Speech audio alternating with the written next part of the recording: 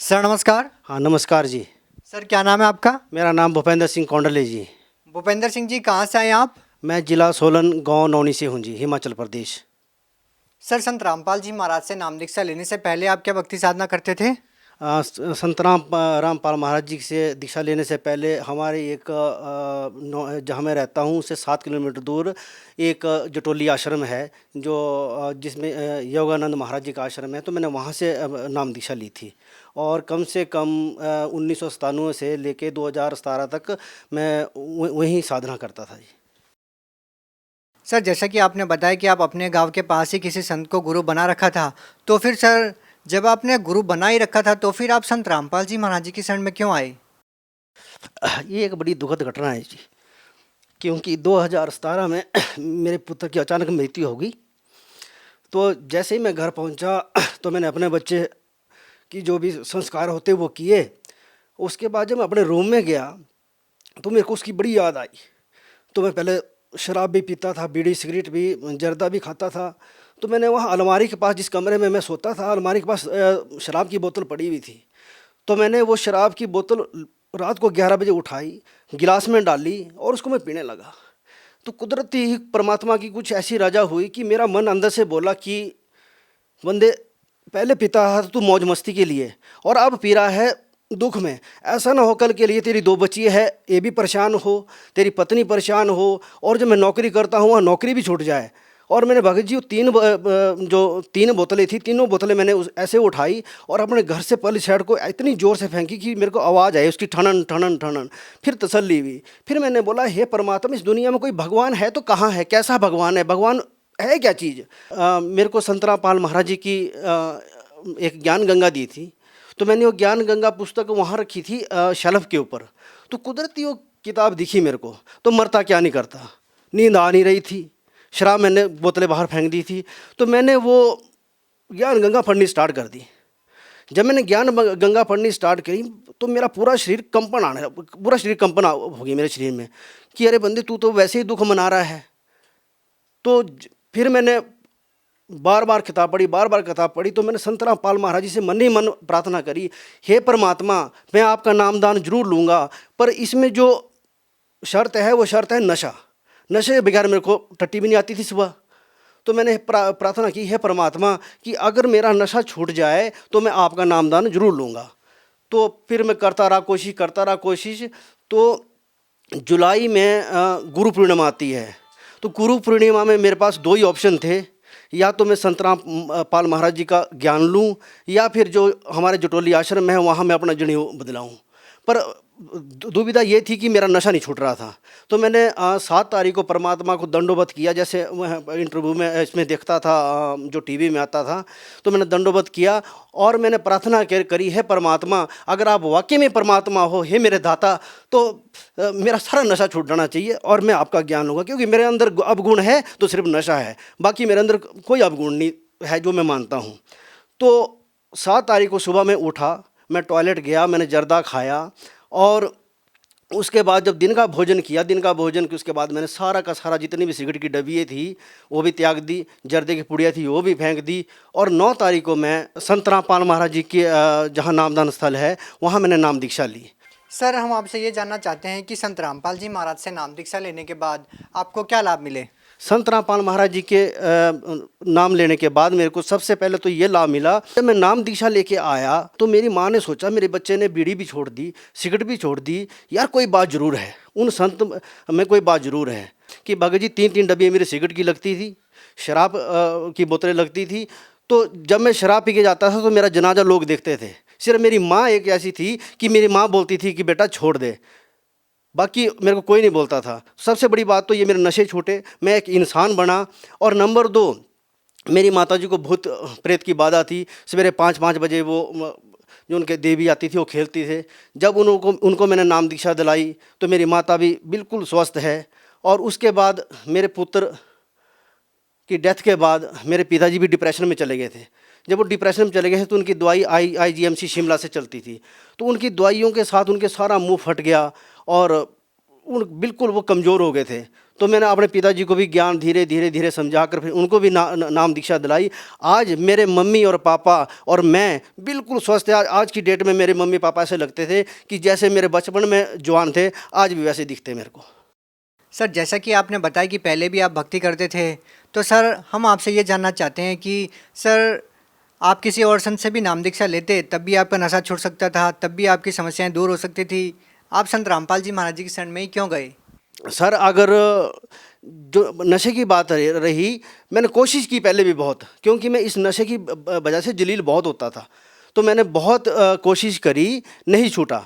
पर संत रामपाल महाराज जी के नाम में ऐसा जादू है कि नशा छोड़ना कोई आसान नहीं है। अब देखो इतने यहाँ वो चले हुए नशा मुक्ति केंद्र, सरकार उसके ऊपर लाखों करोड़ों रुपए खर्च करती, पर मेरे संत रामपाल महाराज जी की दया देखो आप कि सिर्फ नाम लेने की कल्पना की थी मैंने। सर 7 तारीख को नाम लेने की कल्पना की थी, 7, 8, 9 तीन दिन तक मेरे को बिल्कुल इच्छा भी नहीं हुई। और जब तो नाम दीक्षा ली सर, तब तो फिर ऐसा लगता है ये नशा कि भाई 200 मीटर से भी इसकी स्मेल आती है। तो सर इतना बड़ा परिवर्तन आप में कैसे आया कि पहले आप नशा नहीं छोड़ पा रहे थे और संत रामपाल जी महाराज जी से नाम दीक्षा लेने के बाद आपने नशा छोड़ दिया? तो सर ऐसा संत रामपाल जी महाराज जी क्या देते हैं, क्या जड़ी बूटी देते हैं कि जो भी उनसे नाम दीक्षा लेता है वो तुरंत नशा छोड़ देता है? संत रामपाल महाराज जी के जो ज्ञान है, जो प्रथम नाम जो दीक्षा देते हैं, उसी नाम में ऐसा जादू है कि इंसान की कुदरती ही अंदर से इच्छा बिल्कुल मर जाती है। नशे की बिल्कुल इच्छा भी नहीं होती और वो बिल्कुल उसको एक अच्छा इंसान बन जाता है वो।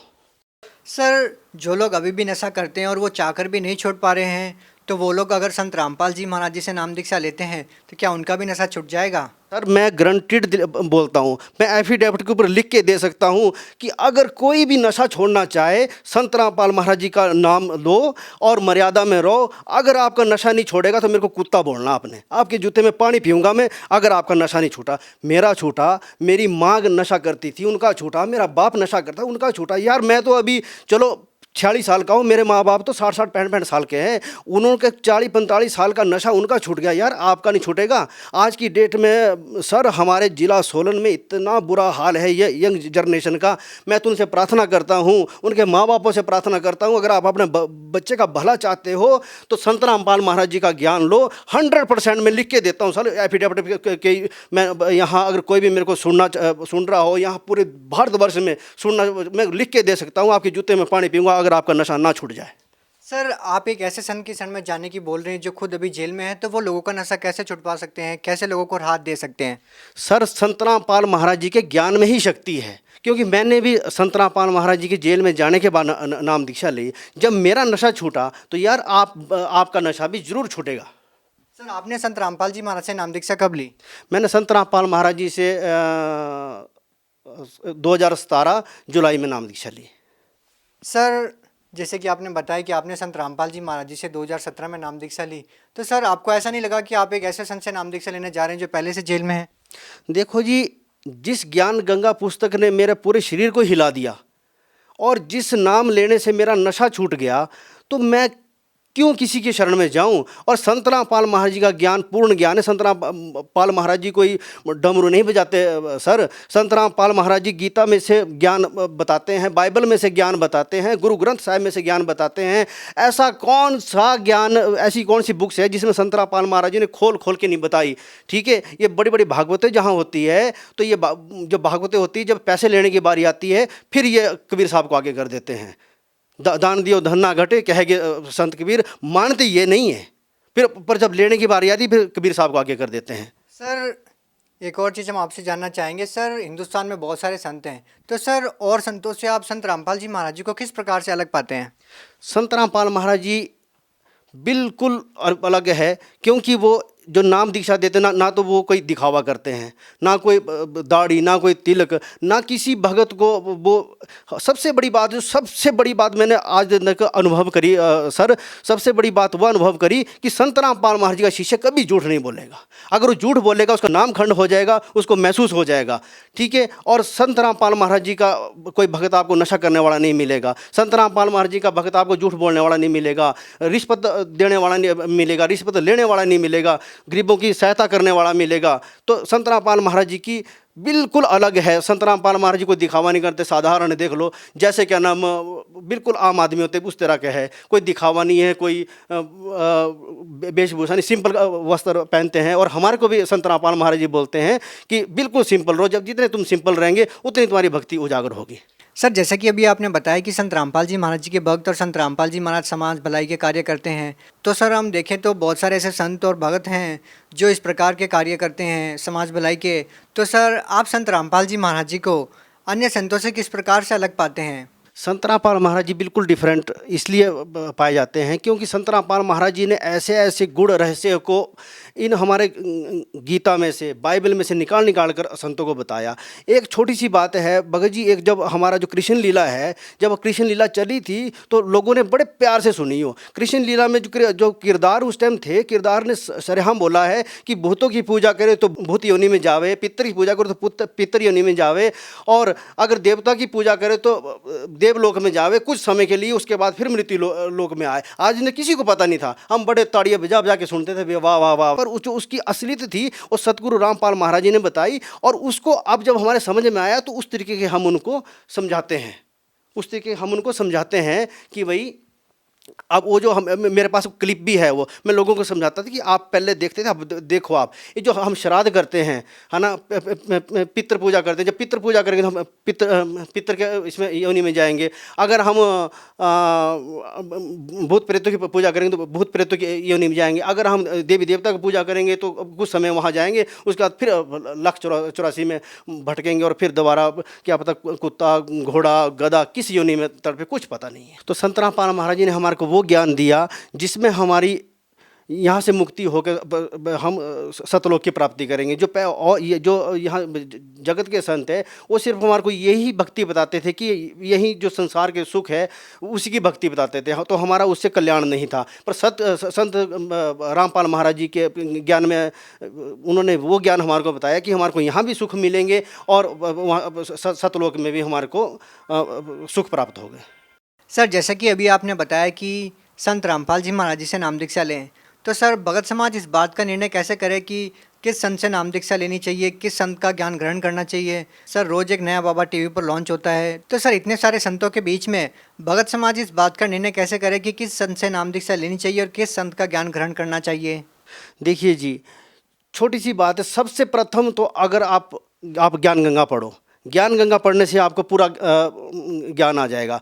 और जो संत आपको 2 नाम का अक्षर दे वही पूर्ण संत है, क्योंकि ये अपने गुरु नानक देव साहब के साखी में भी लिखा हुआ और गीता में भी लिखा हुआ। आज दिन तक किसी ने नहीं बताया। कोई भी संत थे तो एक नाम दे देते, तो जैसे हरे राम या ओम नमः शिवाय और छुट्टी। पर सतगुरु रामपाल महाराज जी प्रथम नाम, उसके बाद सत नाम, उसके बाद सार नाम देते हैं और 100% इससे मुक्ति होती है।